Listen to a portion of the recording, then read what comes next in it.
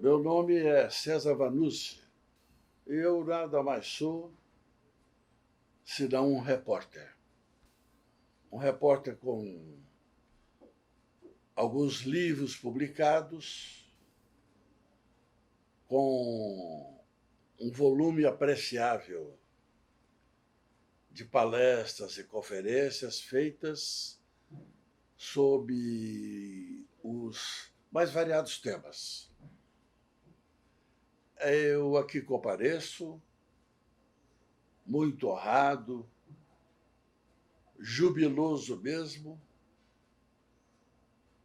com o convite que me foi formulado pela Academia Mineira de Letras, pelo meu grande amigo Rogério Faria Tavares, digno presidente deste sodalício, com a incumbência de desenvolver um tema muito grato ao meu coração e ao meu espírito.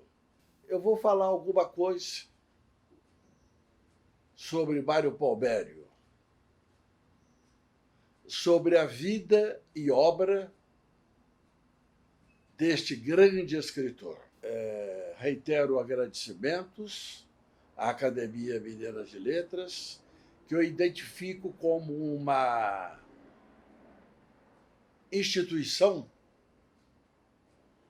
que tem o sentido de um repositório muito precioso dos valores da inteligência e do saber humano. Eu vejo as academias e a Academia Mineira de Letras significa isso de forma esplendorosa como guardiãs serenas de saberes acumulados. Seu presidente, o Faria Tavares, é um elemento de fulgurante presença no mundo da inteligência, do jornalismo e das letras. E na pessoa dele, eu cumprimento todos os dignos integrantes da nossa AML. A minha ligação com Mário Palmério remonta aos tempos distantes de minha infância e da adolescência dele. Nós, ambos os dois, somos, modéstia à parte, de Uberaba. Ele, uberabense de Monte Carmelo, e eu, uberabense de Pouso Alegre. Ambos estabelecemos momentos muito decisivos e definidos de nossa trajetória como seres humanos em Uberaba. E lá é que, na minha infância, eu fiquei conhecendo o adolescente Mário Palmério. Nossas famílias eram muito próximas e as residências das duas famílias também muito próximas. Ele morava com os pais na Rua Grande. A Rua Grande desemboca no Largo da Matriz, em Uberaba, e era, segundo os versos de um poeta nosso conterrâneo, Paulo Rosa, uma rua tão grande que dentro dela cabia todo o mundo da minha meninice. E eu morava numa rua que confluía com a Rua Grande. Ou melhor, meus pais, que nós residíamos na residência, nós residíamos na casa da nossa avó, Carlota. A casa era na Rua Carlos Rodrigues da Cunha, que confluía para a Rua Grande, muito próximos. E havia uma amizade muito grande entre as duas famílias. Tanto é que eu me recordo muito bem de visitas que, como garoto, eu fiz à casa do Mário Palmério. e de visitas constantes que minhas tias faziam à residência dos Palmério e que as irmãs do Mário Palmério faziam à residência da minha avó. Porque as irmãs do Mário Palmério eram muito amigas de uma tia minha, professora. Na residência do Mário Palmério funcionava uma escola de datilografia que recebia o nome de uma de suas irmãs, uma criatura encantadora chamada Lourencina Palmério, que foi secretária da prefeitura de Uberaba. Ela montou a primeira escola de datilografia de Uberaba. E eu fiz meu aprendizado de datilografia justamente na escola Lourencina Palmério. As ligações eram marcadas, então, pelo visto, pelo explicado, por um caráter muito fraternal. Isso permitiu que a gente, desde muito cedo, conhecesse o talento e a vocação para grandes empreitadas do cidadão chamado Mário de Ascensão Palmério. O Mário foi um personagem extraordinário. É um desbravador das coisas do amanhã. Ele é bem aquilo que a gente costuma definir hoje como um contemporâneo do futuro. Um homem que vê muito adiante de seu tempo e que se afirmou em tudo que fez como um líder cheio de carisma e com muito empenho no sentido de promover o bem-estar social, o desenvolvimento econômico e de ajudar as pessoas da comunidade em que vivia. O Mário Palmério era professor. E eu sou testemunha ocular da grande obra educacional que ele realizou em Uberaba. Uma obra que teve fecundos frutos espalhados por todo o país, porque as escolas que ele criou atraíram alunos de todas as partes, notadamente do interior de Minas, do interior de São Paulo, do interior de Goiás, do interior de Mato Grosso. Eu me lembro muito bem do começo do Liceu do Triângulo Mineiro. O Liceu do Triângulo Mineiro foi a primeira unidade de ensino aberta pelo Mário Palmério. Curso de admissão ao ginásio e ginásio. Logo depois, o Liceu do Triângulo Mineiro estendeu as suas atividades criando o curso científico, o curso clássico e a Escola Técnica de Comércio. E virou, então, Colégio do Triângulo Mineiro. Eu percorri toda essa senda estudantil, do primeiro ano ginasial do liceu até o último ano da Faculdade de Direito. Então, acompanhei todo o crescimento daquela frondosa árvore educacional, cuja semente foi lançada no terreno fértil, pródigo de Uberaba, pelo Mário Palmério. Depois do liceu, do Colégio Triângulo Mineiro, da Escola Técnica de Comércio Triângulo Mineiro, Mário Palmério enveredou com sua capacidade incomum para criar riquezas coletivas para o ensino universitário. E aí veio a escola de odontologia, a faculdade de odontologia. Logo na sequência, surgiram a faculdade de Direito, a faculdade de Engenharia, outros inúmeros cursos. Tudo isso desagou, finalmente, na hoje respeitada Universidade de Uberaba, que teve ele como primeiro reitor e que hoje tem como reitor um filho dele, Marcelo Palmério. O Palmério não se contentou com isso. Ele ingressou também no outro tipo de atividade, gerando hospitais. Um hospital que nasceu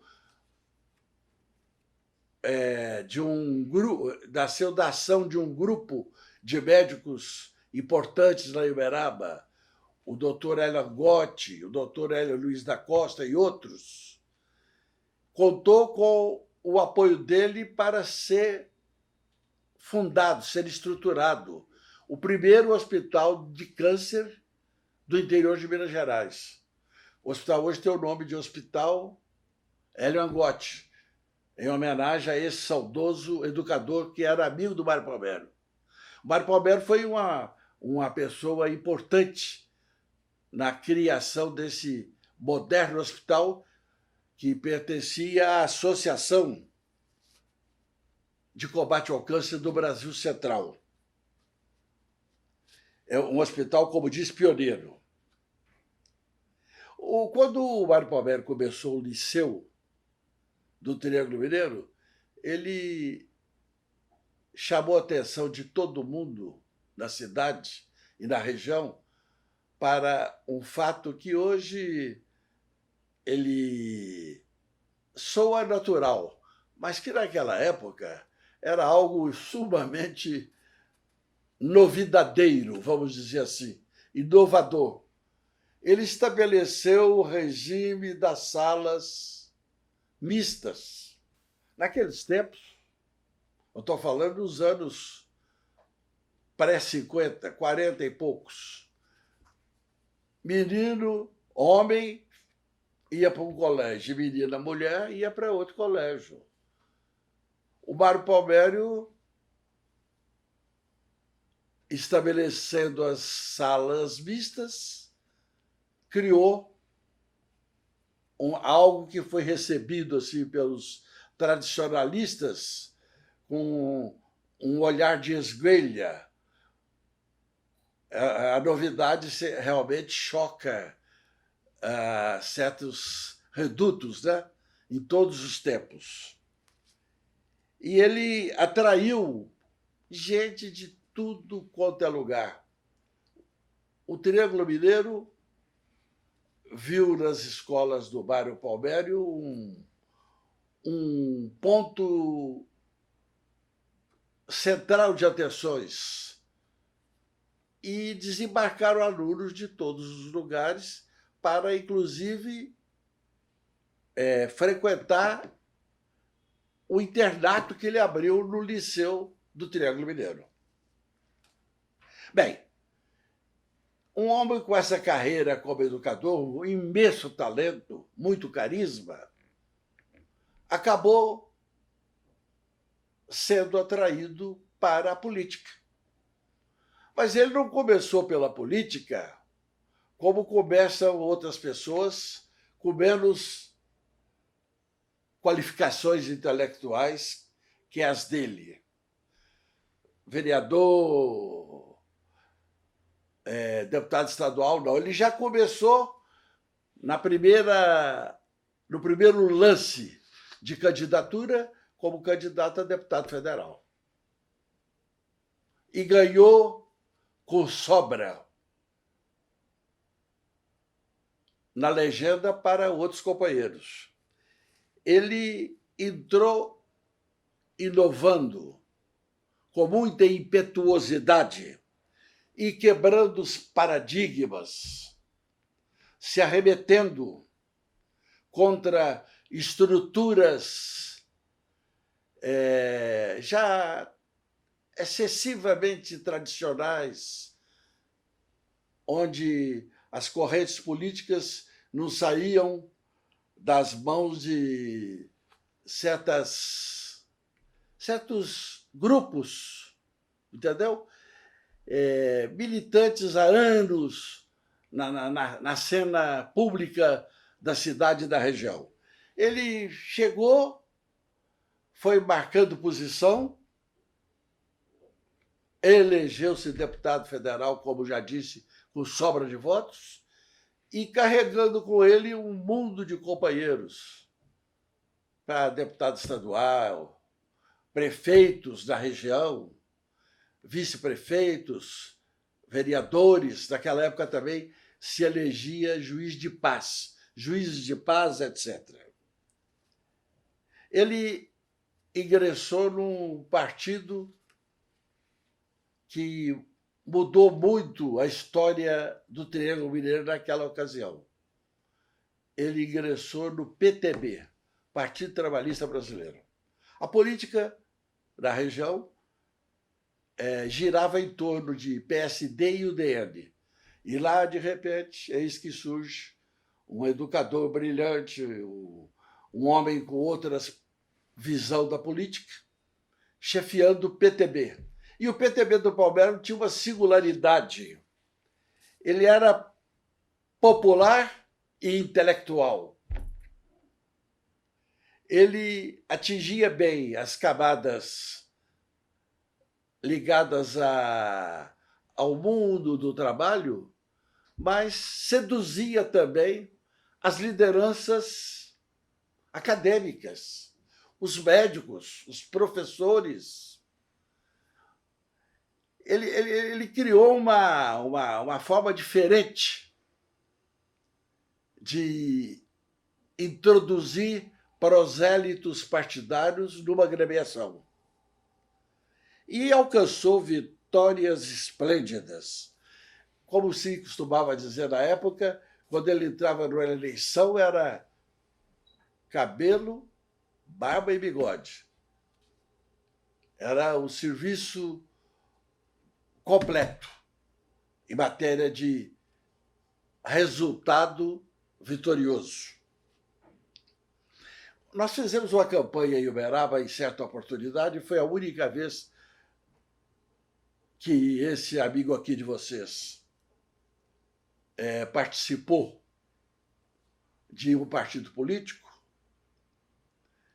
uma campanha que reuniu, de um lado, congregando o PTB do Mário Palmeiras e o PTN, que um grupo de estudantes criou.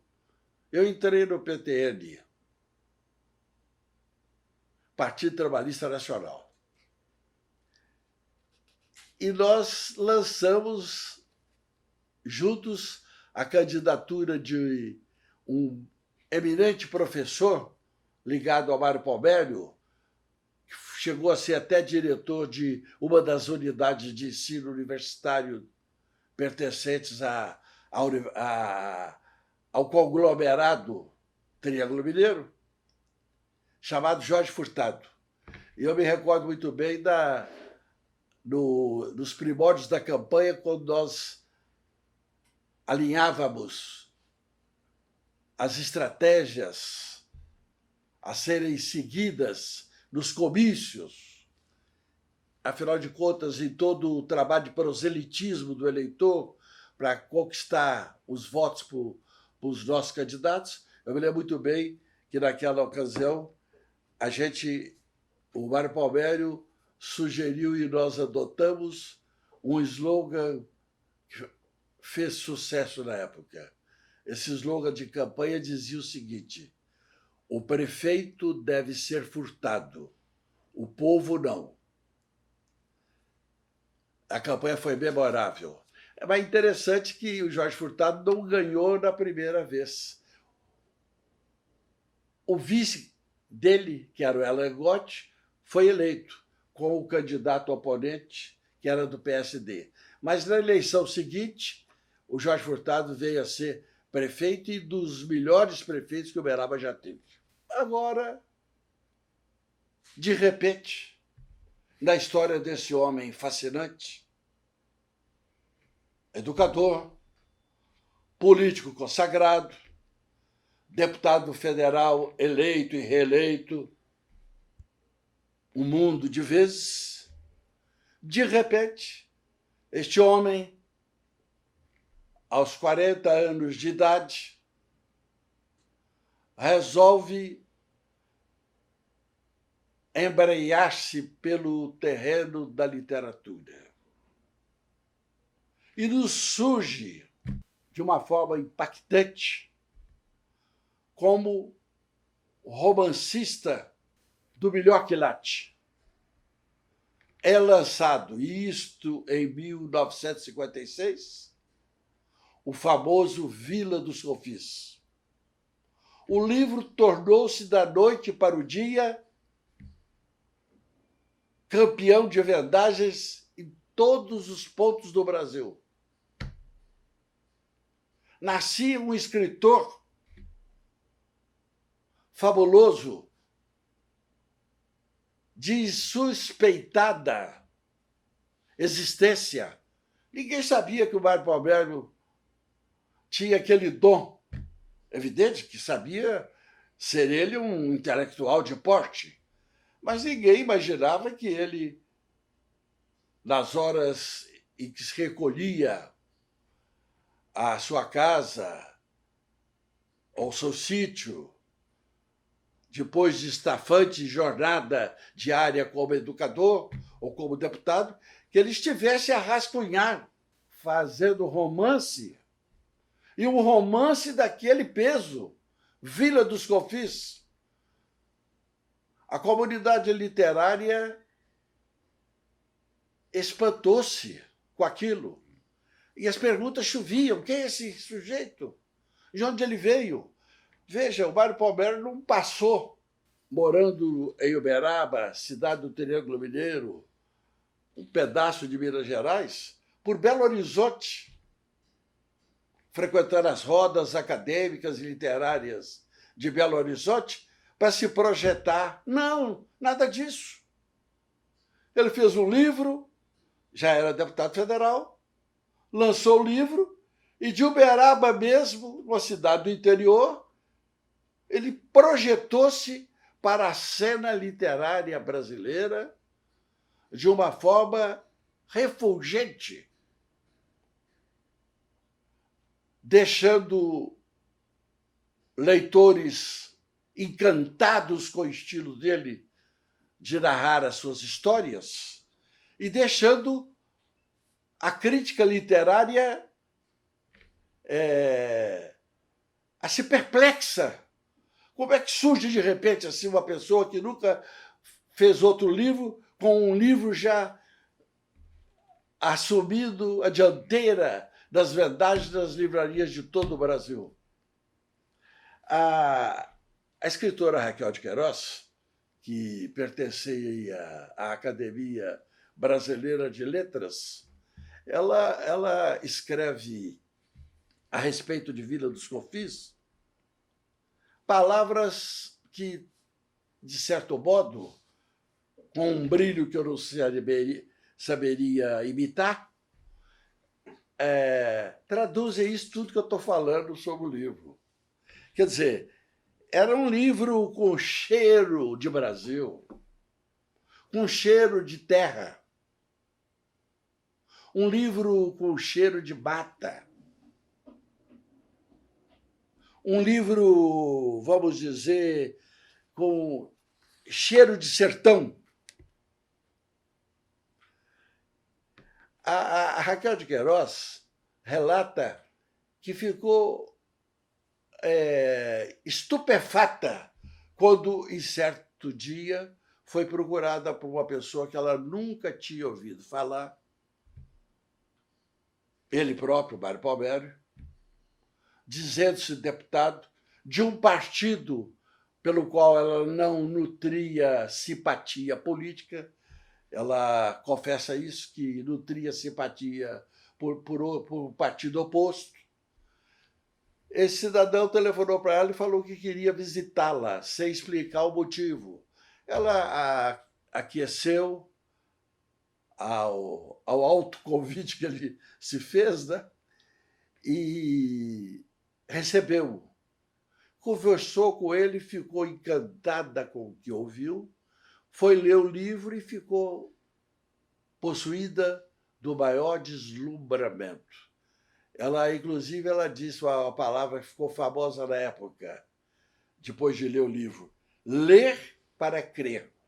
O livro era uma crônica da vida interiorana pelo viés político, contando a história de uma campanha eleitoral com todas as artimanhas, tricas e futricas que a política é capaz de engendrar, e feitas de uma forma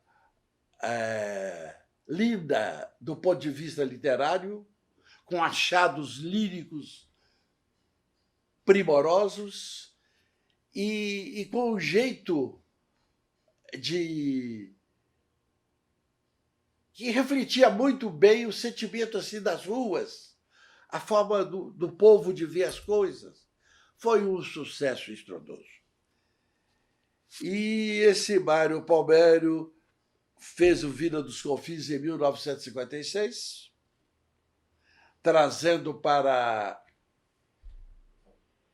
a literatura brasileira um romance que veio para ficar. E demorou quase 10 anos para soltar o segundo romance, tão impactante quanto o primeiro. E veio o segundo livro. O segundo livro veio, se não a memória não tiver a fim de me trair, intitulado Chapadão do Bugre. Não é, a memória não vai me trair, não é no título do livro, não. Eu estou dizendo é com relação ao ano. Se a memória não estiver a fim de me trair, ele veio antes de 1962, acho que 62. 56 é mais ou menos isso. Chapadão do Bugre. Chapadão do Bugre é um livro com uma técnica ainda mais bem aprimorada, se isso é possível. Mais bem elaborado. E foi um outro estrondo literário. Palmério trouxe para a ficção uma história incrível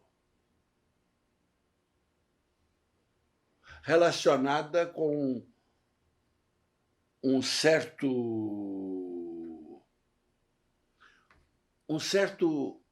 evento político trágico, uma chacina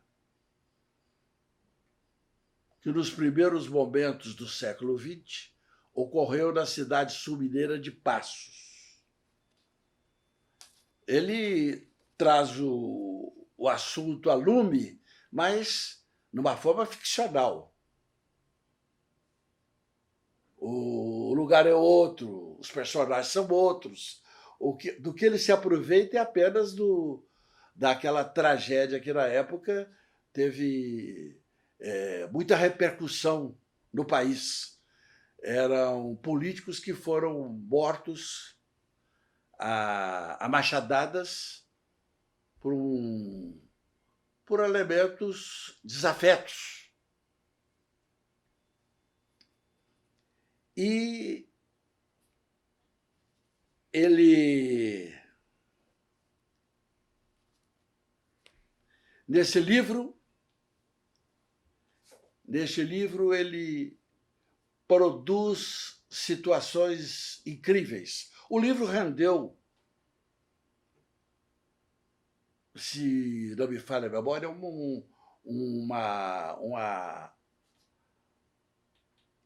uma série numa das emissoras de televisão.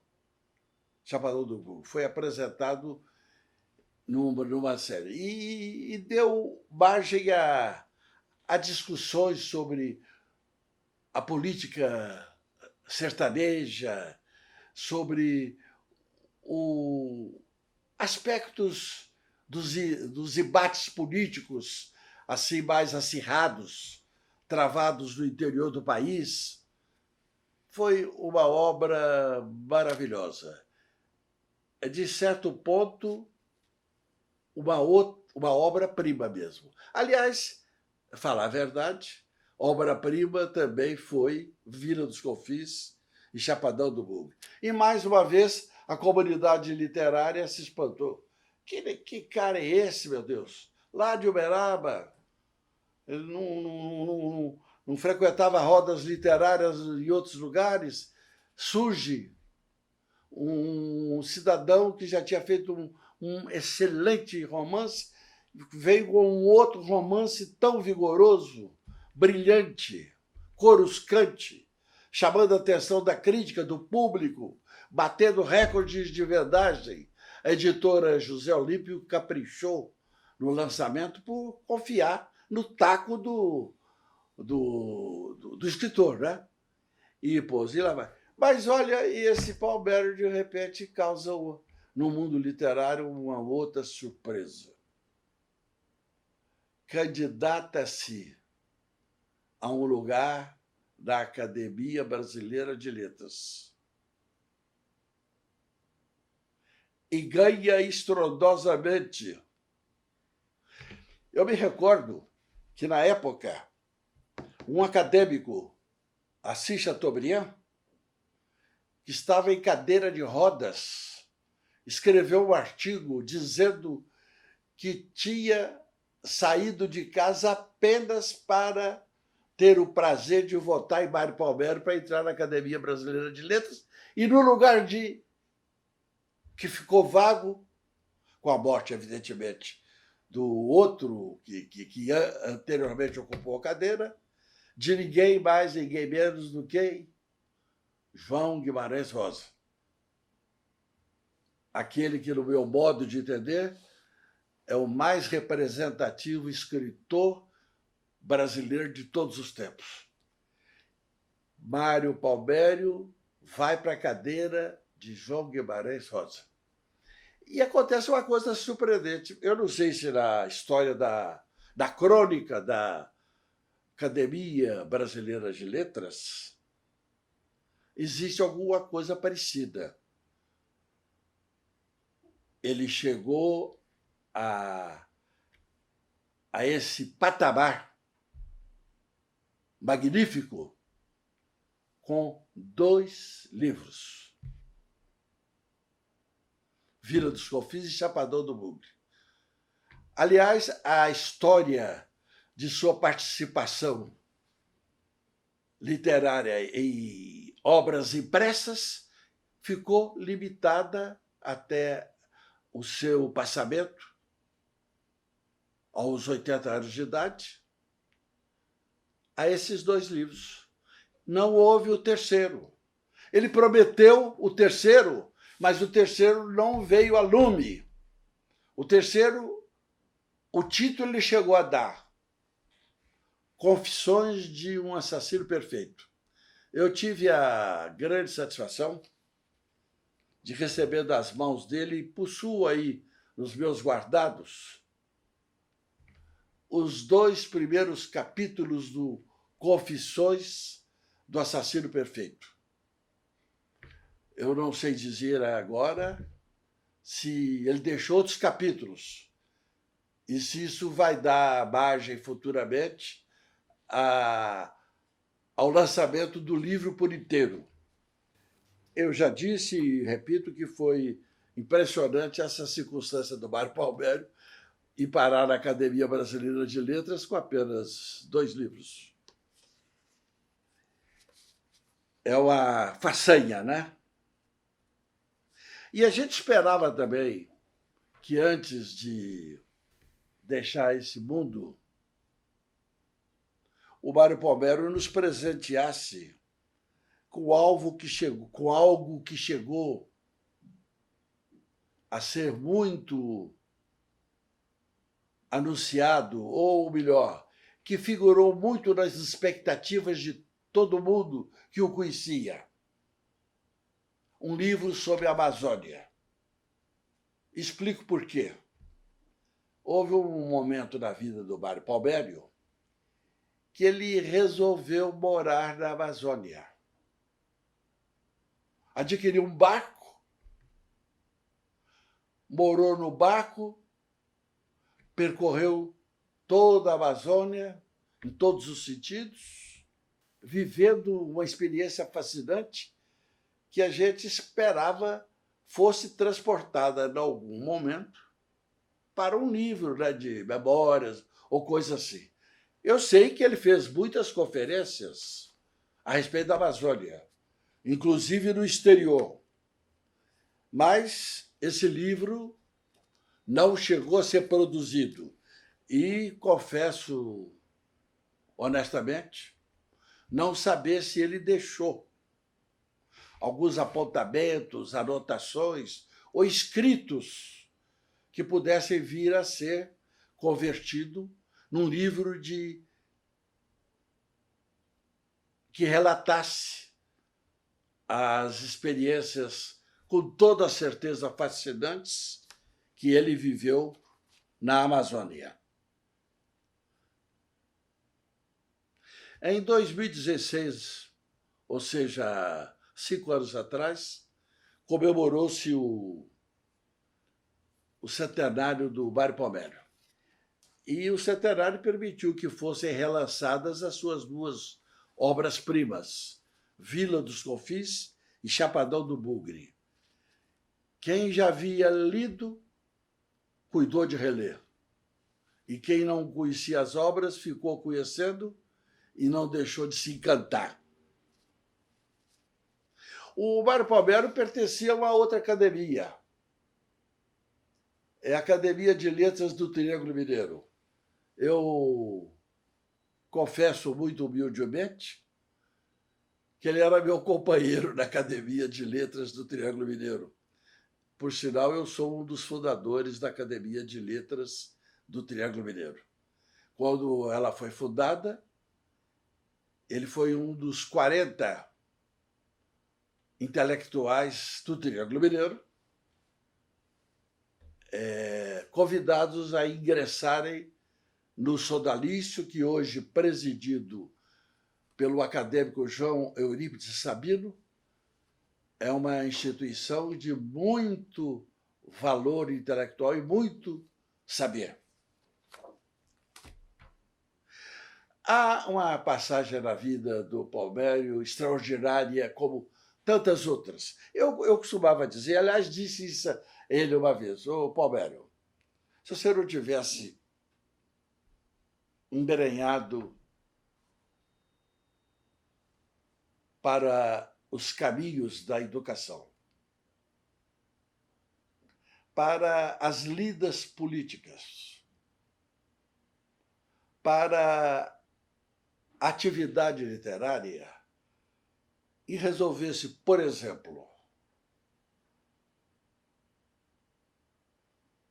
dedicar-se à medicina ou qualquer outra carreira para a qual estivesse vocacionado, eu tenho certeza absoluta que você iria ser um personagem de reconhecimento nacional, como se tornou como educador, como deputado e como romancista. Eu não tinha dúvida de que ele era um homem fadado ao êxito, porque tinha talento de sobra, cultura de sobra e uma capacidade empreendedora invejável, sobretudo nesses tempos que nós vivemos, onde as lideranças políticas se revelam tão carentes de ideias novas, de arrojo, de impetuosidade para enfrentar os problemas dramáticos que a sociedade brasileira vive. Mas Mário Palmério um belo dia, é convidado por Santiago Dantas, em nome do então presidente da República, João Belchior Goulart, para embaixador do Brasil no Paraguai. Abre-se uma nova vereda para as realizações do uberabense de Monte Carmelo na vida brasileira.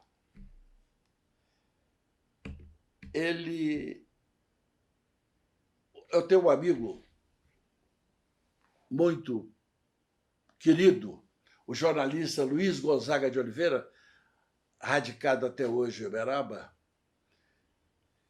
que foi testemunho ocular da visita que o Santiago Dantas era um outro brilhante intelectual do PTB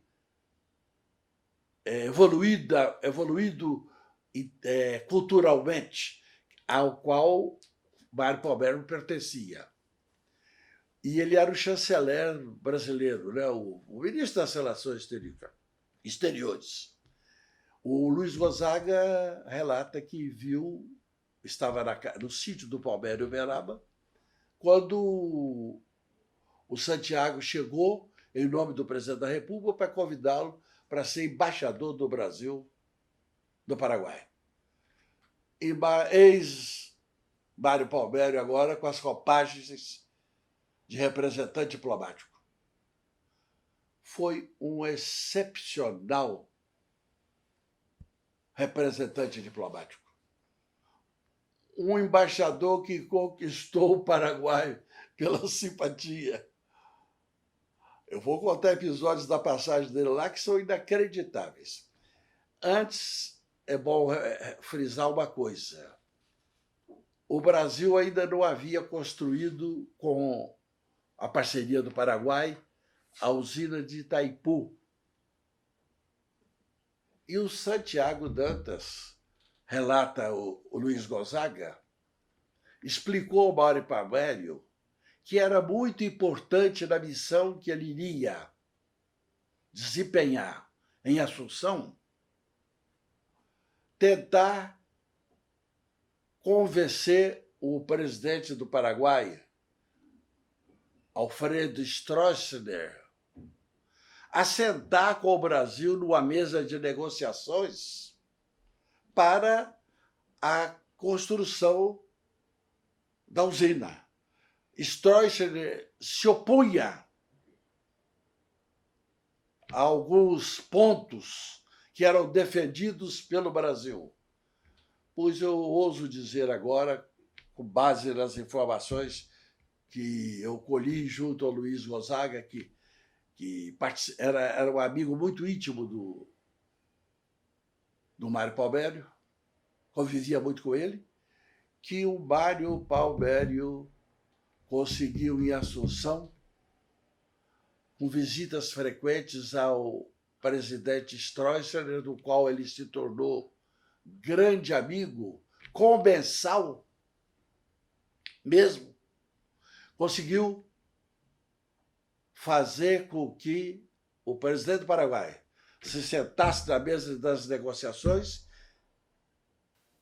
permitindo que as confabulações, as negociações, chegassem a bom termo e a usina pudesse, então, ser construída. Palmério teve um papel preponderante no convencimento de Stroessner a aderir às propostas do Brasil. Esse é o depoimento que eu colhi. Bem, mas e o Palmério e Assunção? Encantou Assunção. O livro dele, festejado pelos paraguaios. E, de repente, minha gente, vejam só o que acabou acontecendo. Mário Palmério envolveu-se carinhosamente com o meio artístico paraguaio. Sabe o que aconteceu? De repente, não mais que de repente, ele se transformou em autor de guarânias que obtiveram, junto ao público, a mais larga receptividade e que são cantadas até hoje entre as melodias populares paraguaias mais conhecidas. Existe uma guarânia chamada Saudade, do Mário Palmério, que é tocada, cantada, interpretada de mil maneiras pelos paraguaios e tudo quanto é festa. O Mário Palmério virou compositor e dos bons. Eu soube também que ele andou fazendo algumas músicas brasileiras, músicas com toque brasileiro, mas eu nunca ouvi nenhuma, não, mas soube que ele fez isso, sim. Ele ficou, então, uma figura querida no Paraguai.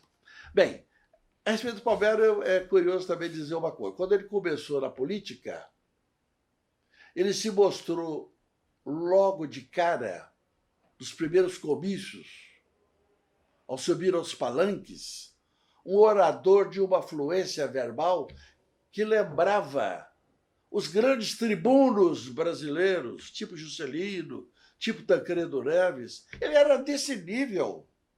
Ele era desse nível. Se ele tivesse persistido na política,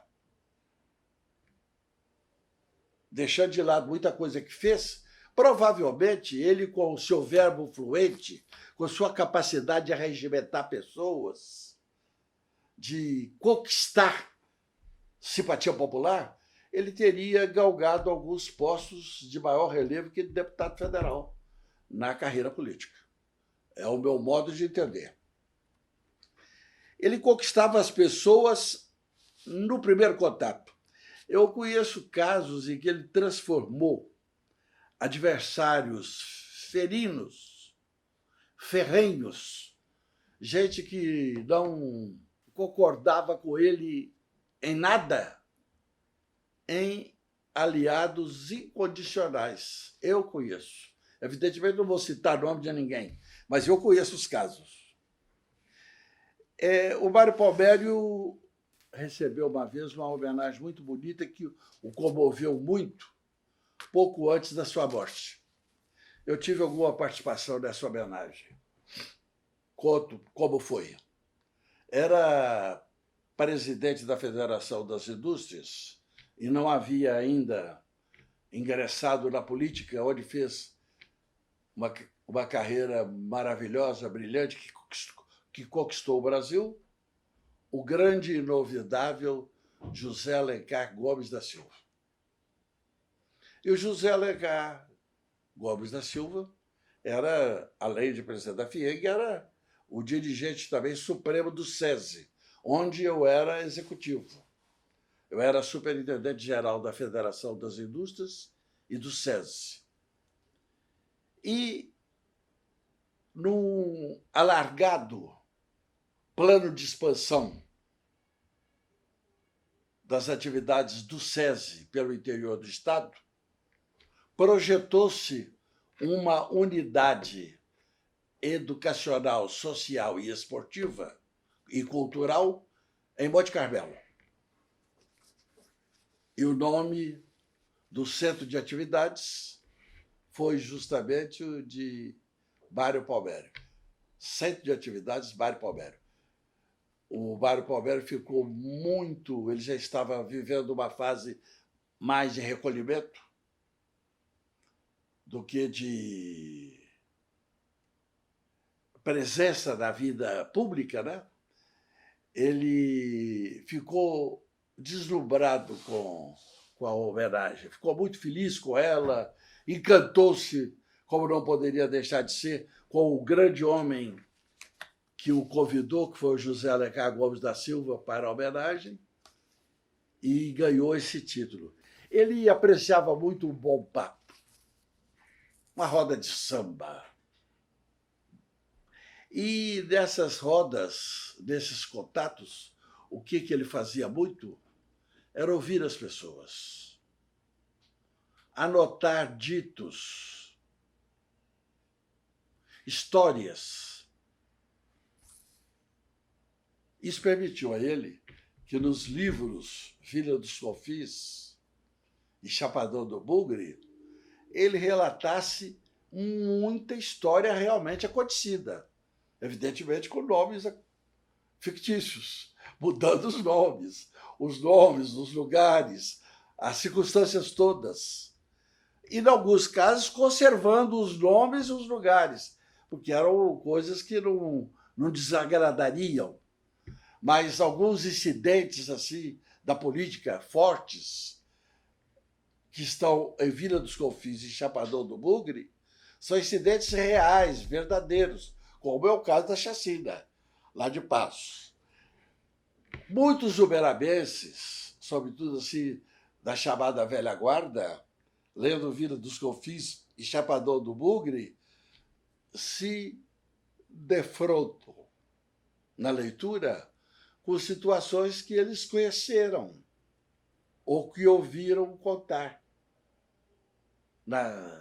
nos papos familiares ou nos lugares de reunião de amigos lá em Uberaba. Há muita coisa. E ele muda também, ele usa nas histórias que ele relata, ele às vezes deixa pistas de quem teria sido o protagonista do episódio. Por exemplo,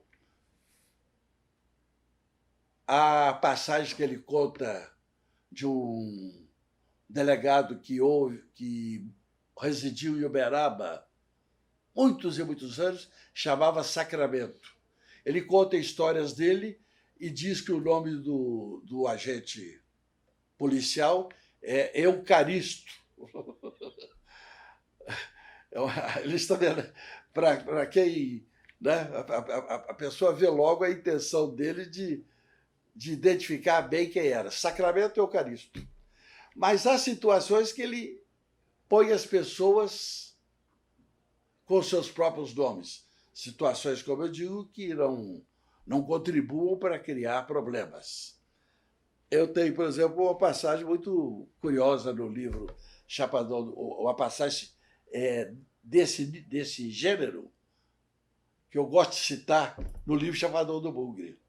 Ele relatando lá uma cena ocorrida numa cidade que não é Uberaba nem nada, ele diz que naquela manhã, etc, etc, e coisa, e vai contando,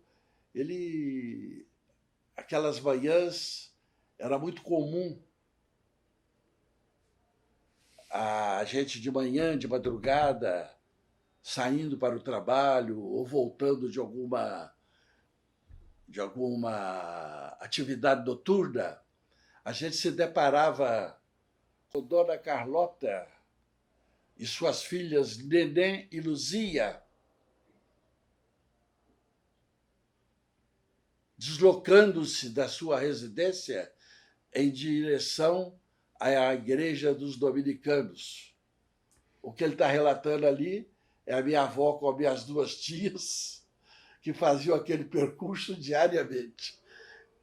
Cenas assim, desse tipo, ele retrata no livro de ficção, justamente mostrando a percepção que ele tinha das coisas, do ambiente que ele frequentava, da cidade onde ele vivia e das circunstâncias que envolviam pessoas com as quais ele convivia.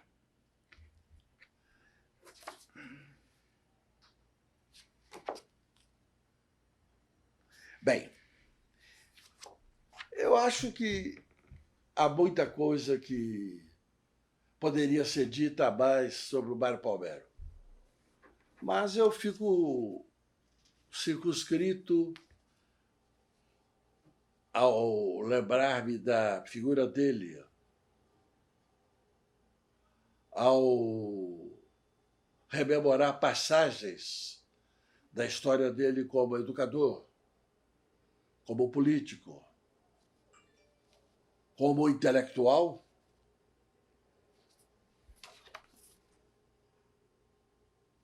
eu me restringo a dizer que ele foi, sem sombra de dúvida, uma figura extraordinária.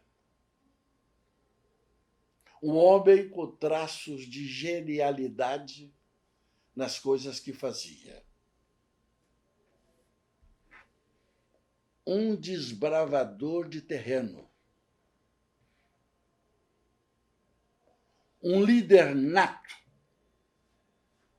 com sensibilidade social.